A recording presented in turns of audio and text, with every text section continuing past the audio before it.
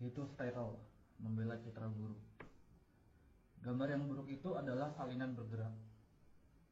Kualitasnya jelek, resolusinya di bawah standar. Saat dipercepat, kualitasnya memburuk.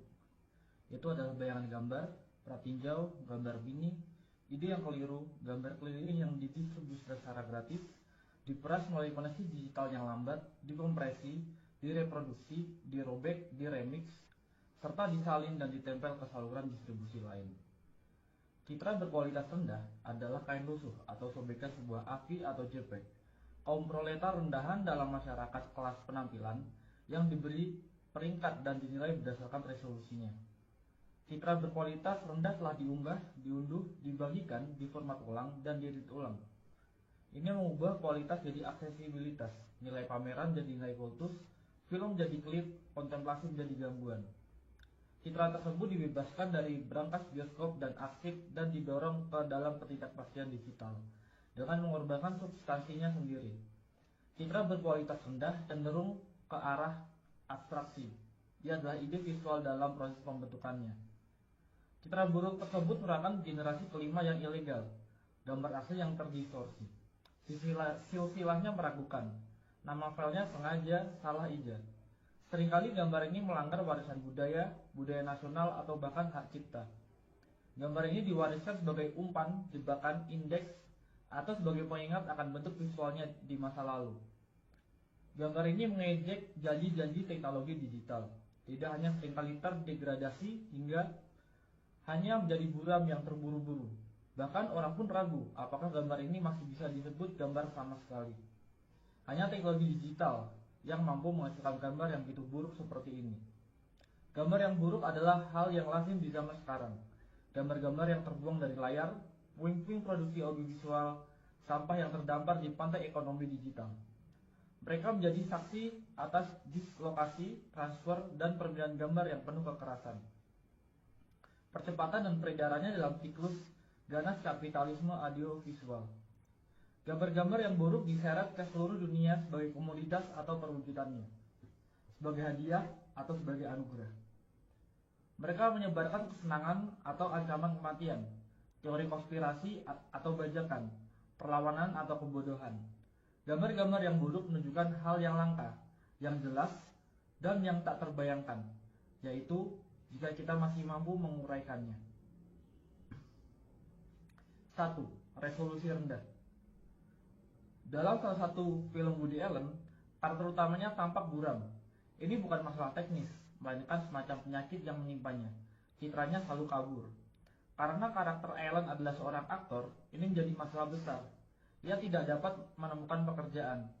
Kurangnya kejelasan citranya berubah menjadi masalah misteri. Kejernihan diidentifikasi sebagai posisi kelas, posisi yang nyaman dan istimewa. Sementara keburaman menunjukkan nilai seseorang sebagai sebuah citra. Namun, hierarki gambar kontemporer tidak hanya didasarkan pada ketajaman, tetapi juga dan terutama pada resolusi. Lihat saja toko elektronik manapun dan sistem ini, yang dijelaskan oleh Harun Faroqi dalam sebuah wawancaranya yang penting tahun 2007 menjadi sangat jelas. Dalam masyarakat gambar, peran sebagai toko unggulan.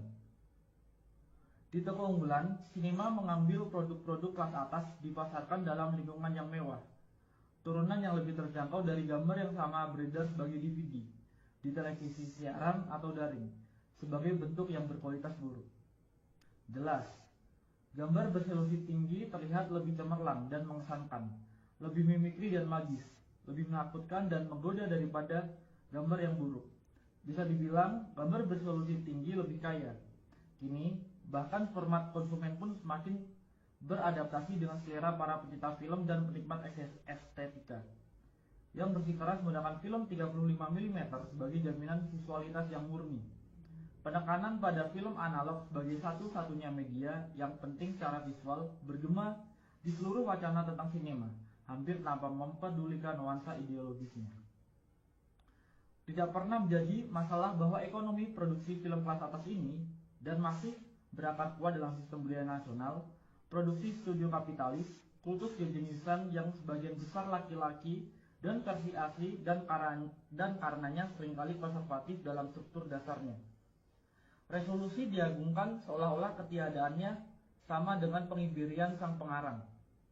Pemujaan terhadap ukuran film mendominasi bahkan produksi film independen. Citra yang kaya tersebut menciptakan hierarki tersendiri dengan teknologi baru yang menawarkan semakin banyak kemungkinan untuk secara kreatif merusak citra tersebut. 2. Kebangkitan sebagai gambaran yang buruk. Namun, bersikeras pada penggunaan gambar yang kaya juga memiliki konsekuensi yang lebih serius. Seorang pembicara dalam konferensi esai film baru-baru ini menolak untuk menampilkan cuplikan dari karya Humphrey Jennings karena tidak tersedia proyektor film yang memadai. Meskipun pembicara memiliki pemutar DVD dan proyektor video standar, para hadirin dibiarkan membayangkan seperti apa tampilan gambar-gambar tersebut. Dalam kasus ini, ketidakjelasan gambar tersebut disebabkan oleh kurang lebih bersifat sukarela dan berdasarkan premis estetika. Tetapi, hal ini menjadi padanan yang jauh lebih umum berdasarkan konsekuensi kebijakan neoliberal. 20 atau bahkan 30 tahun yang lalu, restrukturasi neoliberal, produksi media mulai perlahan-lahan mengaburkan citra non-komersial, hingga pada titik di mana sinema eksperimental dan esai hampir tidak terlihat.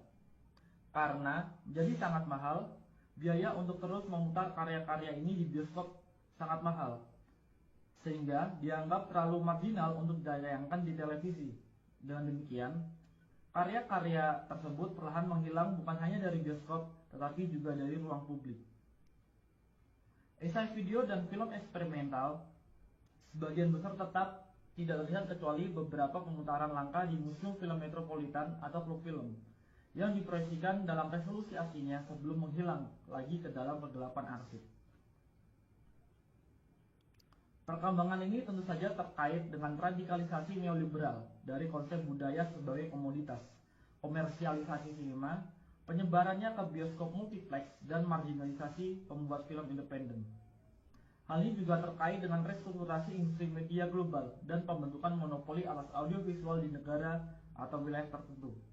Dengan cara ini, materi visual yang resisten atau non-konformis menghilang dari permukaan ke dalam ruang bawah tanah berupa arsip dan koleksi alternatif, yang hanya dipertahankan oleh jaringan organisasi dan individu yang berkomitmen, yang akan mengedarkan selingan VHS bajakan di antara mereka sendiri. Sumber untuk ini sangat langka, aset berpindah dari tangan ke tangan, bergantung pada informasi dari mulut ke mulut di dalam lingkaran tertentu. Dari teman dan kolega. Dengan adanya kemungkinan untuk melakukan streaming video online, kondisi ini mulai berubah secara dramatis. Semakin banyak materi langka muncul kembali ke platform yang dapat diakses publik. Beberapa di antaranya dikurasi dengan cermat, contoh UBU web, dan beberapa hanya berupa tumpukan barang, yakni YouTube. Saat ini setidaknya ada 20 torrent esai film Chris Marker yang tersedia secara online. Jika Anda menginginkan retrospektif, Anda bisa mendapatkannya. Tapi ekonomi gambar berkualitas rendah lebih dari sekedar unduhan. Anda dapat menyimpan filenya, menontonnya lagi, bahkan mengedit ulang atau memperbaikinya jika Anda merasa perlu, dan hasilnya beredar. File AVI buram dari karya-karya agung yang hampir terlupakan dipertukarkan di platform P2P semi rahasia. Video ponsel rahasia yang diselundupkan keluar dari museum disiarkan di YouTube. DVD saingan tontonan para seniman diperdagangkan. Banyak karya sinema avant-garde, esai, dan non-komersial telah dihidupkan kembali sebagai gambar berkualitas rendah, suka atau tidak suka. 3. Privatisasi dan pembajakan. Kemunculan kembali cetakan langka karya-karya seniman militan, eksperimental, dan klasik, serta seni video sebagai gambar berkualitas rendah memiliki makna tersendiri. Situasi mereka mengungkapkan lebih dari sekedar isi atau tampilan gambar. Hal ini juga mengungkapkan kondisi marginalisasi mereka, konstelasi kekuatan sosial yang menyebabkan peredaran mereka secara daring sebagai citra yang buruk. Gambar-gambar berkualitas buruk disebut berkualitas buruk karena tidak diberi nilai apapun dalam masyarakat kelas gambar. Statusnya sebagai gambar terlarang atau terdegradasi memberikan pengecualian dari kriteria tersebut. Kurangnya resolusi pada gambar-gambar tersebut membuktikan bahwa gambar-gambar itu telah dirampas dan dipindahkan. Jelas, Kondisi ini tidak hanya terkait dengan restrukturasi neoliberal produksi media dan teknologi digital, tetapi juga berkaitan dengan restrukturasi pasca sosialis dan pasca kolonial negara-negara bangsa, budaya mereka, dan arsip mereka. Sementara beberapa negara bangsa dibongkar atau runtuh, budaya dan tradisi baru diciptakan, dan sejarah baru dibangun. Hal ini jelas juga mempengaruhi arsip film dalam banyak kasus. Seluruh warisan cetakan film dibiarkan tanpa kerangka pendukung budaya nasionalnya, seperti yang pernah saya amati dalam kasus museum film di Sarajevo. Arsip nasional dapat menemukan kehidupan selanjutnya dalam bentuk toko penyewaan video. Salinan bajakan merembes keluar dari arsip tersebut melalui privatisasi yang tak terorganisir.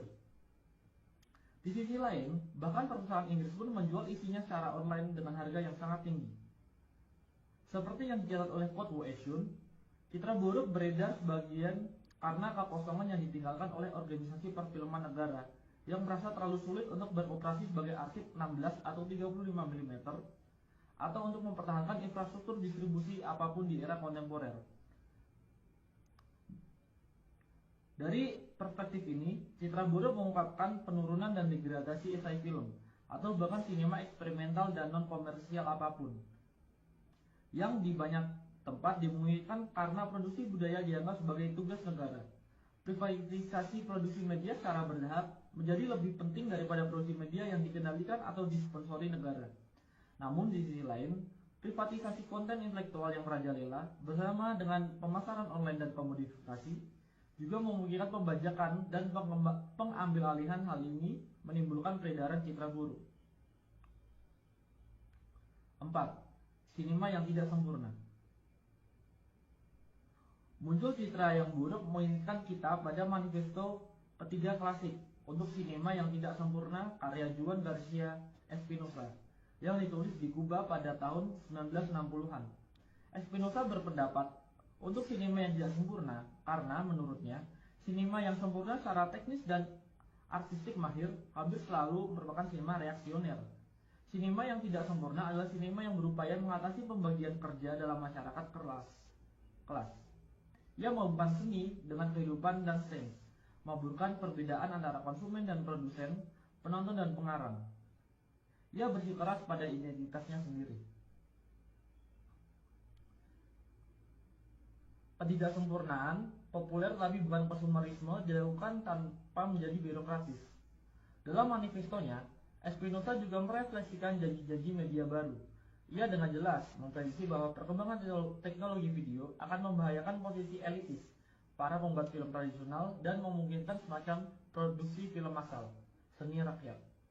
Seperti ekonomi gambar yang buruk, sinema yang tidak sempurna mengurangi perbedaan antara penulis dan penonton serta menggabungkan kehidupan dan seni.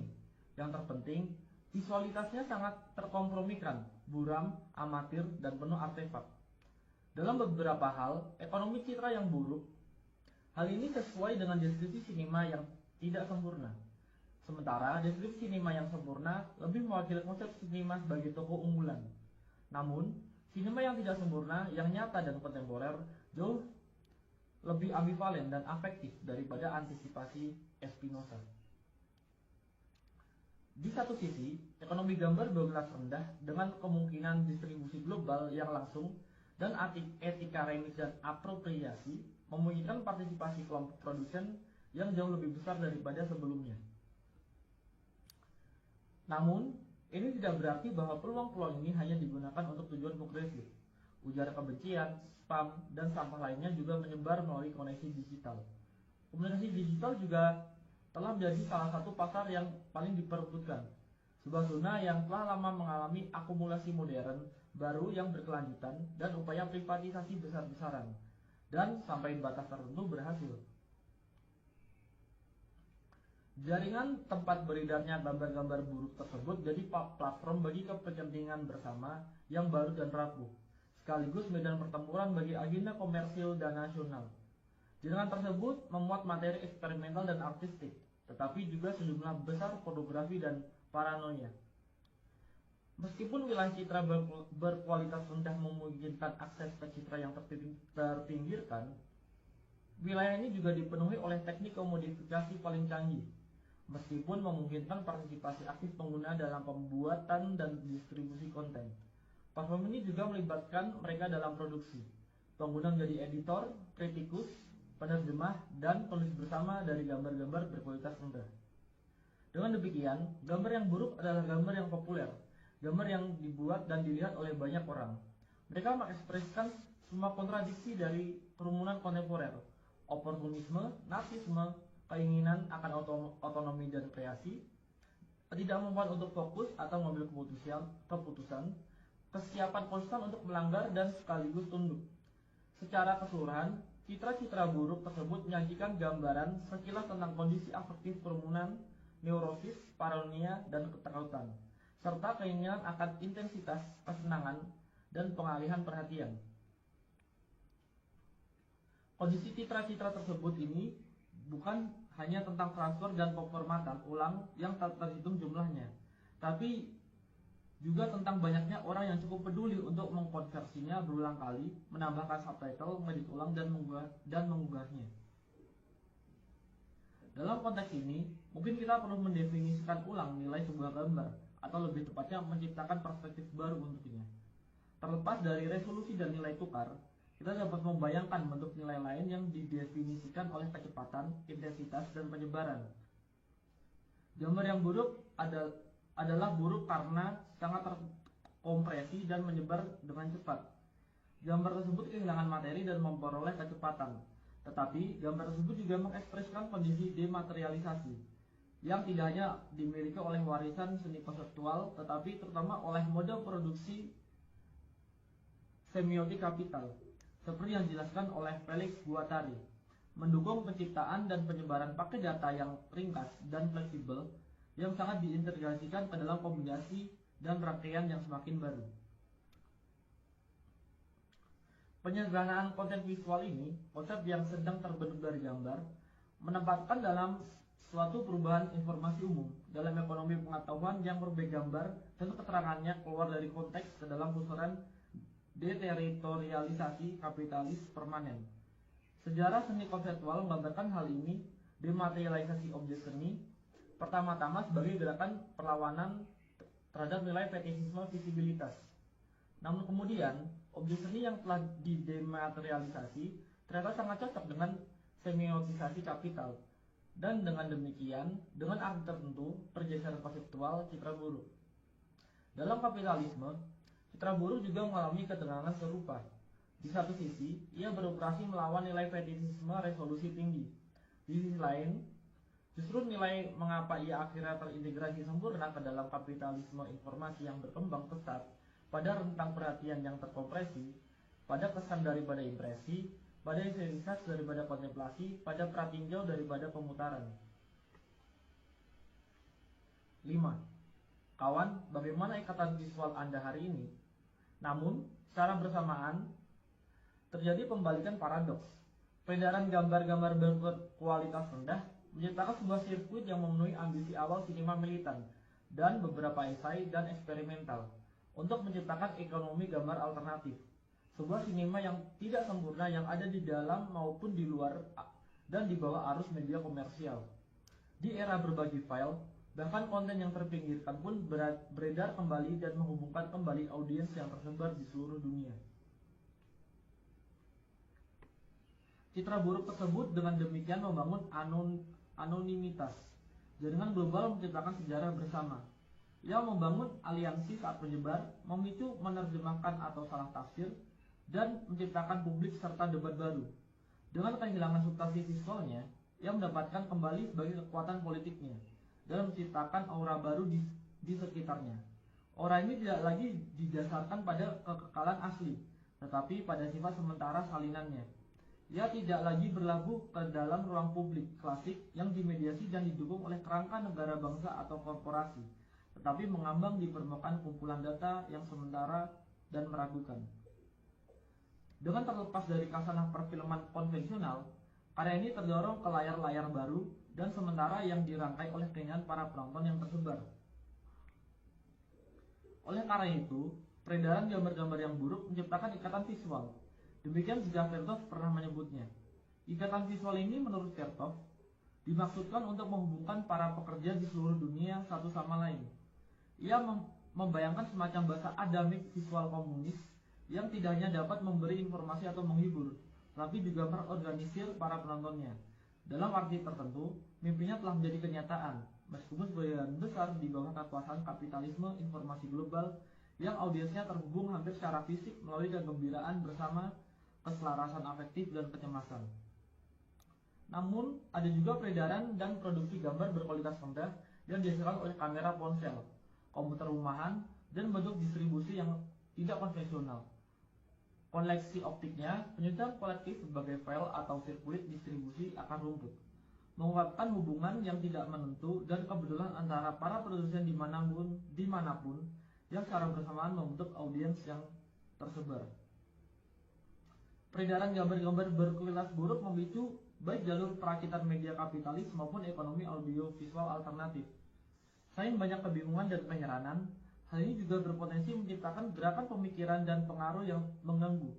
Peredaran gambar berkualitas rendah dengan demikian memulai babak lain dalam dianologi histori sirkuit informasi nonkonformis, ikatan visual Vertov, pedagogi pekerja internasionalis yang dijelaskan oleh Peter Weiss dalam The Aesthetic of Resistance, sirkuit sinema ketiga, dan trikontinentalisme, pembuatan film dan pemikirnya yang tidak berpihak. Gambar berkualitas rendah, betapapun ambivalennya statusnya, dengan demikian mengambil tempat dalam dianologi pamflet yang disalin karbon, film agitprop kereta api, majalah video bawah tanah, dan materi non-konformis lainnya, yang secara estetika sering menggunakan materi berkualitas rendah. Selain itu, hal ini juga mengaktualisasikan kembali banyak gagasan historis yang terkait dengan sirkuit-sirkuit ini, antara lain gagasan Vertov tentang ikatan visual. Bayangkan seseorang di masa lalu dengan baret bertanya kepada Anda, "Kawan, apa ikatan visual Anda hari ini?" Anda mungkin menjawab, "Ini adalah tautan ke masa kini."